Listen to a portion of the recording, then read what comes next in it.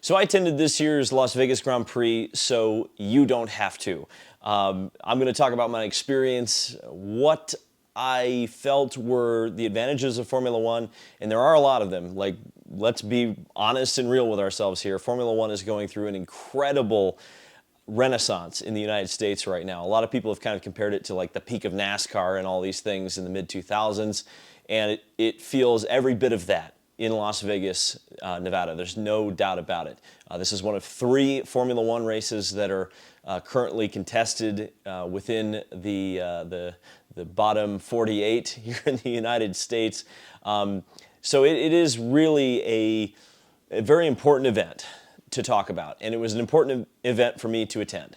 Now, full disclosure, did I set out and say, yeah, I'm going to plan how to get, X, Y, and Z put together to go to the Las Vegas Grand Prix? Yes, I'm going to this race specifically. I planned for years and years and years to do that. No, I had a couple of different, very unique and helpful circumstances that got me here to be able to attend this race. So, my experience is a little bit different than someone who might have dreamed about this all of their lives to be able to do this. Now, for sure, for me, going to a Formula One race, especially as a motorsport fan, is something that I wanted to check off the bucket list. I've certainly done that. And I don't want to take anything away from that experience, because if you're trying to check it off the bucket list and you can get it done, yes, you should go to a Formula One race. I think that's the short answer. But when we're talking about specifically the Las Vegas Grand Prix and specifically where Formula One slots into this country currently, I think there's a larger, bigger discussion to be had.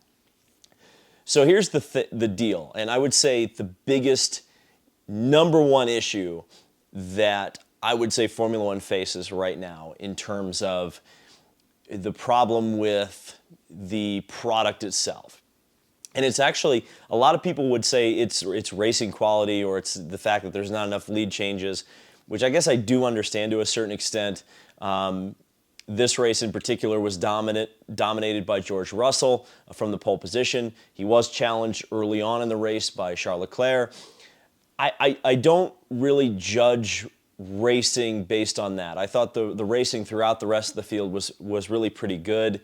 I mean, it wasn't an unbelievable barn burner, but you're not going to get that at every race. And I will explain later on in this video, the advantages of going to a Formula One race like this. And this particular Las Vegas Grand Prix had a lot of reasons why you would actually want to have attended this race. But I think the biggest number one issue in Formula One right now is the sound of the cars, without question. And you may say, you may be thinking that I'm about to go on a V6 rant. And I don't think it's necessarily the V6s, because I have heard racing V6s for quite a bit of time. I am an IndyCar content creator, right? That is a very similar engine platform to what IndyCar runs. The issue is not so much tone, the actual noise that the engines of Formula One emit, and quite frankly, all of the engines, if you have a tuned ear like I do, they all sound different. The Alpine sounds different when it goes by versus the Honda versus the Ferrari versus the Mercedes, which I think is the best sounding of the 4 engines in Formula One. But the issue is not so much the tone, it's the decibel level, which is to say there's almost nothing. You could almost, although I won't 100% say you could 100% have a legible conversation with someone next to you when the cars go by, there's not that goosebump effect. There's not... And don't get me wrong, Formula One cars look incredible. They look fast. They look modern. They look sleek. The cars look way better in person. Like, if you've seen them on TV, they kind of look fat and stocky. In person, they genuinely look like missiles on the ground. They are spectacular to visually see perform at their best. They are incredibly refined. And maybe that's just, again, my bias as, seeing open wheel cars competing that have been designed in the last 15 years. That's pretty cool as an American race fan. There's no doubt about that. But the issue is that you don't get goosebumps. Just the visuals don't give you the goosebumps. The sound has to do that. And the sound just does not cut it. It just does not cut it. And I get that, and I've already seen it on Twitter, people will say, oh, you want hearing damage. Listen, I've gone to NASCAR races. I've worn ear protection when the cars are too loud. You can do that. You can make that personal choice. You can also make the personal choice to not wear earphones if you don't want to. I mean, the cars don't make enough noise. They don't. The tone is okay. The noise just isn't there. And the reason I say this is because the noise is such an important, because I've heard V10 Formula One cars before. I mean, we all talk about the V10s, right? And I've heard them at like SVRA races, and they genuinely make the hair on your neck stand up with how not only the noise sounds tonally good, but the car makes your chest rumble when it goes by. I couldn't imagine 20 V10 Formula One cars out there at one time.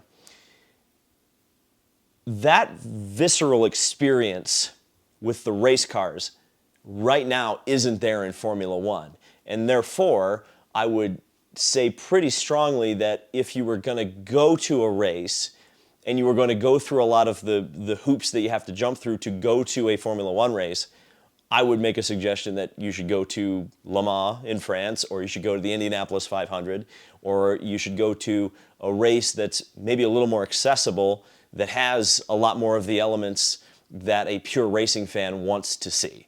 And I'm speaking specifically to my audience because I know my audience is a lot of very pure racing fans. You are not going to watch a Netflix series be filmed. You're going to watch an auto race.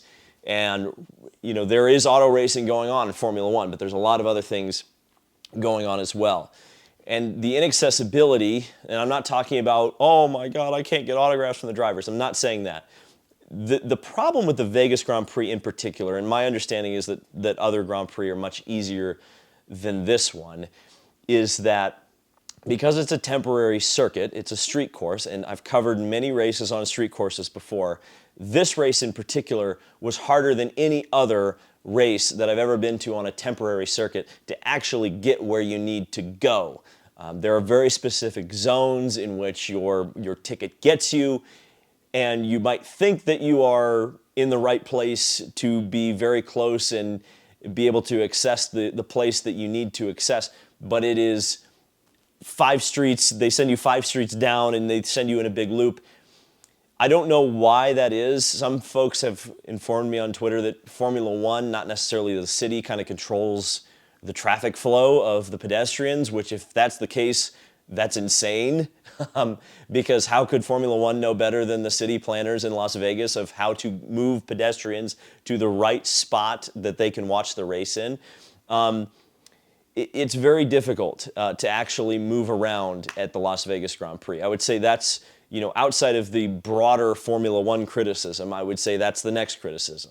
They do have an app. The app was okay at best.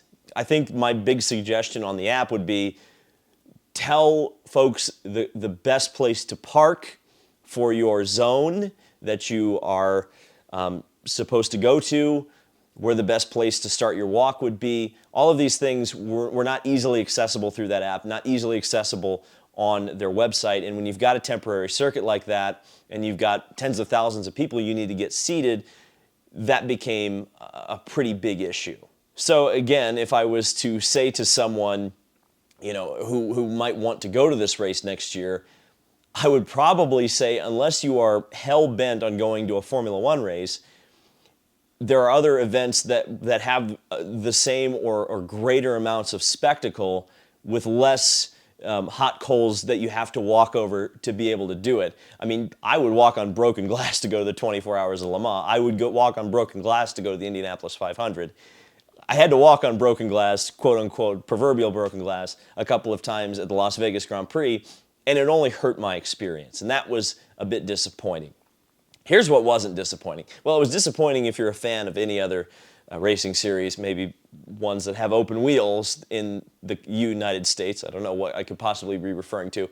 But the merch, the branding, and the ads in the local Las Vegas area, it's unbelievable. Let's talk about the merchandise first. And I'll circle back to merchandise because I do have a negative point about the merchandise, but I'm going to talk positively about it to begin with.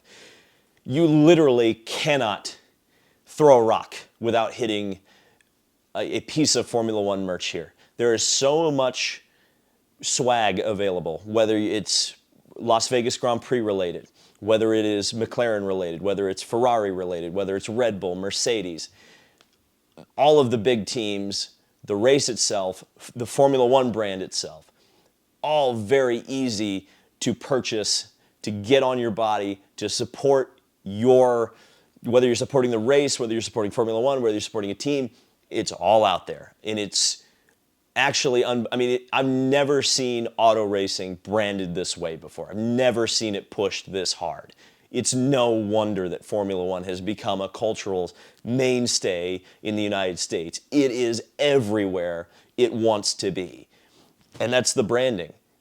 Not only is this merch available, people are buying the merch, but most importantly of all, people want to be seen in the merch. People are wearing the merch. The race is over. I spent a lot of time on Las Vegas Boulevard this evening. This is the Sunday after the race. Most of the Formula One people have long since gone, and there are still Ferrari hats, Red Bull shirts, Mercedes shirts, jackets, everything, all throughout Las Vegas. People are jazzed about this, and you may say, because I've heard it a couple of times, oh, well, David, these are flash in the pan fans, they're bandwagoners. But here's the thing, man, they bought the merch. They want to be seen in it. You cannot buy advertising that they paid you to advertise for them. You can't buy advertising. You physically cannot buy advertising that good. It is a fashion, it's a fashion statement. Formula One has turned itself into a fashion statement. And even if those people who are fair weather fans eventually move on, somebody will continue to think it's cool. More people will continue to think Formula One is cool from this point on than have in the past. And that is the huge part of this. The ads, shout out to any company affiliated with Formula One right now, because almost every single one of them, especially the ones that are forward-facing, consumer-based, had a presence in Las Vegas. They were pushing the fact that Celsius Energy is on Ferrari, Red Bull is on the Red Bulls, obviously, Dell Technologies. There was all sorts of fashion, watches. I mean, it's everything and anything that you could buy was Formula One branded. I mean, it's amazing. And that's where we, I think, get frustrated here in the U.S. with a lot of our racing series. It's not just the series that don't do enough promotion. It is the sponsors of those series. They don't promote that they are in the race. They are not proud. For whatever reason, they don't seem proud that they are affiliated with the race. Formula One sponsors are very much proud that their logo, whether it's on a Williams or whether it's on a Ferrari or whether it's on a Mercedes winning the race, they care that they are there. And I think the most crucial part of all of this is the demographic of people who are purchasing this merch, wearing it around. First of all, it was a lot of young people. I mean, a lot of young people. We're talking, late Gen Z to, early millennial. You've got let's say 18 to 38. That's the age range that is wearing this merchandise. These are people who are potentially going to be customers for a very, very long time. And more importantly, I think, majority women. Majority women. Could you imagine a motorsports entity of any kind ever having this many young women invested and interested in it? No wonder the advertisers are so excited to be a part of this, because that is a particular demographic that, especially these days, advertisers love. I know this as a YouTuber. That is the highest. When you make a brand deal, if your young women demographic is the highest, boom, you are making serious money. Makes a ton of sense. I mean, the fact that Formula One has been able to tap into that market, and potentially with nerds saying, well, bring back the V10s or I'm not coming, well, they don't care. And I do understand that that's a point, because at the end of the day, they found people who will replace the old fans. But here's a point about the merch that I am going to say is a negative. The official merch, particularly at the racetrack, but also in one of the hotels, they had an official Formula One store. I'm going to say this, it low-key sucked. Let me explain why. Now, I mentioned a lot of the big names. I mentioned McLaren, I mentioned Red Bull, I mentioned Ferrari, I mentioned Mercedes. If you're a fan of those teams or you're interested in merch from those teams, you have limitless options. You can get pretty much anything that you want. But here's the issue. Me, I'm a bit of a dork, right? And I thought that I would be able to go to a Formula One race and I would see, especially at the official merchandise trailers, that, oh, well, there's going to be copious amounts of Visa Cash App Red Bull. There's going to be copious amounts. I mean, certainly in America, you would think, oh, yeah, they're going to have a ton of Haas stuff. Alpine, Kick Sauber, Williams, nope, not a lot. Maybe 2 hats, maybe 2 shirts. It was very lacking for over half of the grid, which shocks me because that's one thing that American motorsports, you go to an IndyCar race, you can buy a shirt from virtually any driver. NASCAR's even better. You could buy a shirt, a hat, a diecast from virtually any driver. And you can't do that in Formula One, Formula One has done driver branding better than virtually any other series. It shocks me that you cannot buy good merch from some of the small teams. That shocked me. I couldn't believe it. That's certainly an area that Formula One could improve on very quickly because surely I'm not the only person who walked in there and said, oh yeah, Visa Cash App Red Bull has a special livery this weekend and I see the crew members in a really cool sweatshirt. Can I buy that sweatshirt? That would be such a special thing. I would even pay the premium F1 prices for that. No, it wasn't available. Wasn't available, couldn't buy it. That was frustrating. Let's talk about the race a little bit. So I'm used to IndyCar races, I'm used to IMSA races, I'm used to NASCAR races, right? I'm based in the US. Those are the majority of the races that I get to see. Formula One, I think, does an absolutely excellent job with their at-track production. The PA was great. It was amazing to not only hear Bob Varsha, but also hear Connor Daly as the analyst. I know Connor doesn't want a job in TV, he wants to keep driving, but my God, dude, you have got a TV job someday if you want it. It was fantastic. It was really, really good PA. It reminded me of Speed Channel. So somebody in Formula One understands who they need to hire to appeal to American fans, longtime legacy American fans, because that was exactly what I wanted to hear. Helped me very much kind of get into the mood of Formula One. But even beyond that, there was a whole trackside broadcast that was exclusive for the ticket holders, the people who saw the race in person.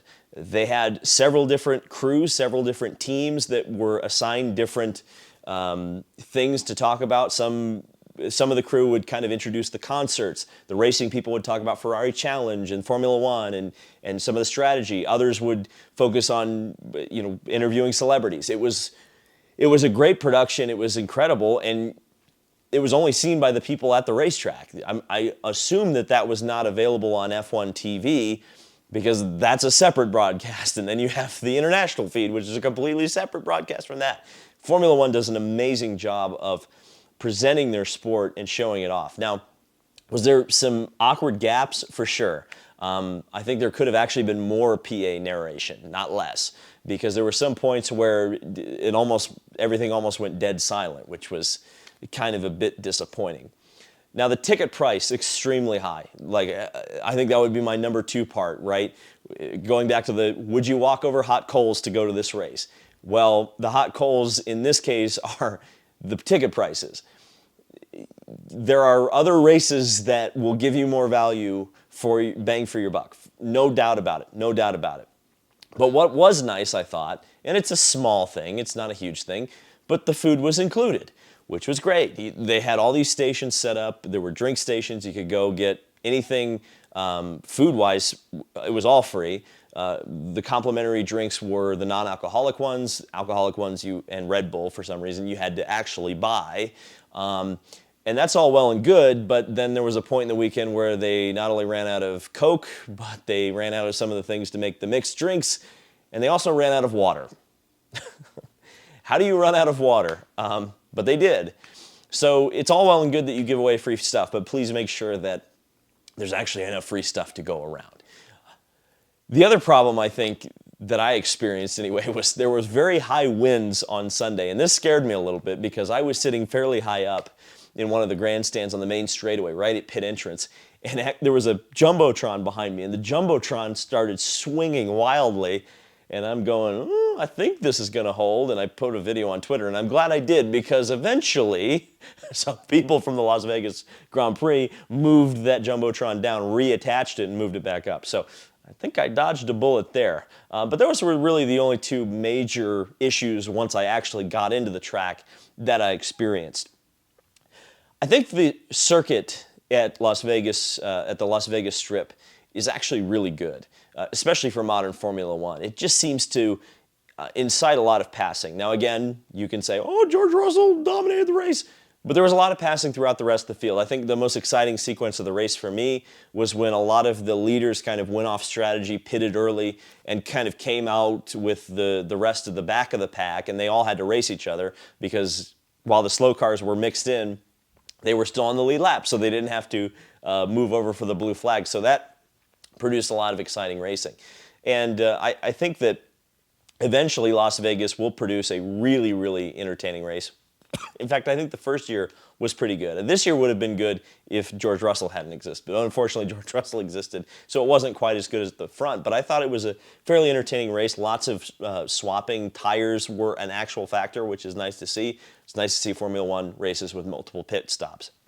There's no doubt about it. There's one change that I would make to the circuit, though, and I sat at the exit of turn 17, which is a spectacular corner to watch Formula One cars. Reminded me of watching an oval race. It was kind of fun to watch Formula One cars go over 200 miles an hour through a corner. It was very cool. Felt familiar. I liked it. The issue that I had was I think that if they changed the first corner and moved the first corner down, let's say, I don't know, 500 meters, maybe a little bit more, I think it would feed families. I'm not joking. I think it would take the Vegas Strip circuit from like a good track to like an all-time great. Here's why. I noticed several times, and I don't know if the broadcast picked this up or not. I know it certainly did on, I think it was the second or third lap when Leclerc actually had a chance to pass George Russell on the outside coming out of 17. You can get a legitimate run without DRS on the car ahead of you through turn 17. I don't know why that is, but I noticed a lot of passes begin to get set up, but a lot of those passes were stopped because right past the starting line, you have to slam on the brakes. I think if the straightaway was just a little bit longer, you could get a little bit better run out of turn 17, get a really good slipstream, and actually attempt a non-DRS pass in the modern era of Formula One. That, I think, would be a huge step for that circuit if they could pull that off. I think it would feed families. But I think and I guess if you were selling the Formula One, like what was the positive experience of this? Because there were a lot of positive experiences, but there were a couple of things with Formula One in a Formula One race that you just can't get at another race.